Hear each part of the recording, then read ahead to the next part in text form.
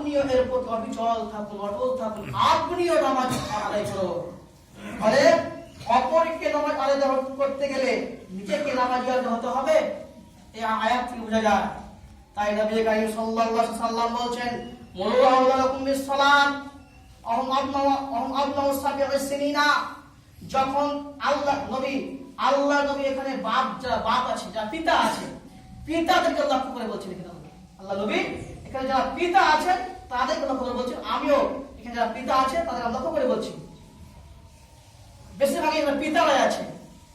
তো মুরু আওলাদাকুম বিস-সালাত, হে পিতারা আপনারা শুনে নিন, যখন আপনাদের ছেলে মেয়ে 7 বছর বয়স হয়ে যাবে তখন তাদেরকে নামাজের আদেশ দিন। যখন তাদের বয়স 7 হয়ে যাবে তাদেরকে নামাজের আদেশ দিন। ওয়াদরিবুহুম আলাইহা ওহুম আবনাউ 10 সিনিনা।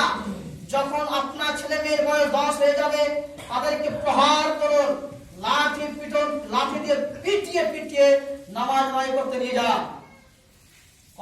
কয়টা বাপ করেছে এর নজির পাওয়া যায় না, হয়তো হাজারে একটা হবে। যখন 10 বছর হয়ে গেল তখন আপনি পিটিয়ে ওকে মসজিদে নিয়ে আসেন। নামাজ পড়বি না, তোর ভাত নাই আজকে, তো তুমি আজকে খাবার নেই,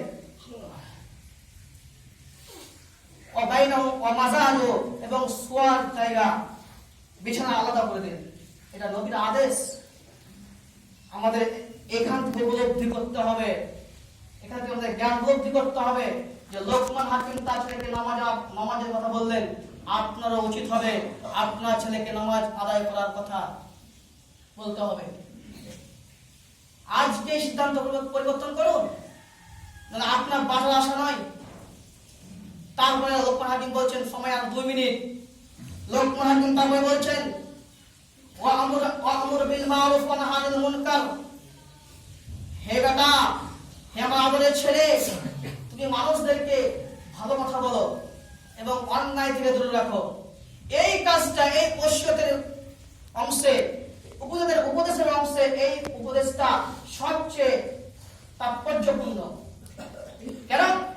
আপনি ভালো কথা বলতে গেলে এবং অন্যকে রুখতে গেলে আপনার উপর অনেক ঝামেলা কষ্ট আসবে। আপনাকে মারার হুমকি আসবে, আপনাকে তাড়িয়ে হুকুমা হুমকি আসবে, আপনাকে জেল দেওয়ার হুমকি আসবে। তখন লোকমান হাকিম বলছেন 5ম নম্বর উপদেশ, অসবির আলা মা সাবাক।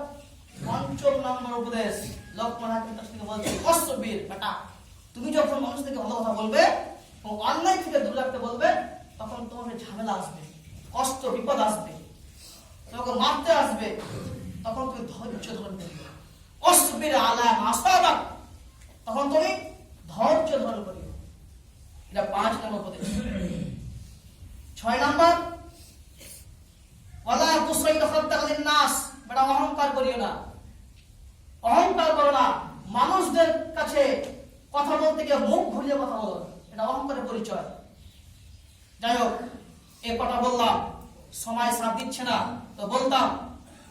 অহংকার করতে না বললেন, তারপর বলছে যে তুমি মধ্যম পন্থে চালচলন অবলম্বন করো, মধ্যম পন্থে অবলম্বন করো। 9 নম্বর, তুমি তোমার কণ্ঠধ্বনিকে নিচে করো। বুঝলাম সরে? 9 নম্বর, তোমার কণ্ঠধ্বনিকে নিচে করো। কথা তুমি চিৎকার করে কথা বলো না। মানুষদের সাথে তুমি ভদ্রতা অবলম্বন করে কথা বলিও, আস্তে আস্তে কথা বলিও, তোমার কণ্ঠধ্বনিকে নিচু করো।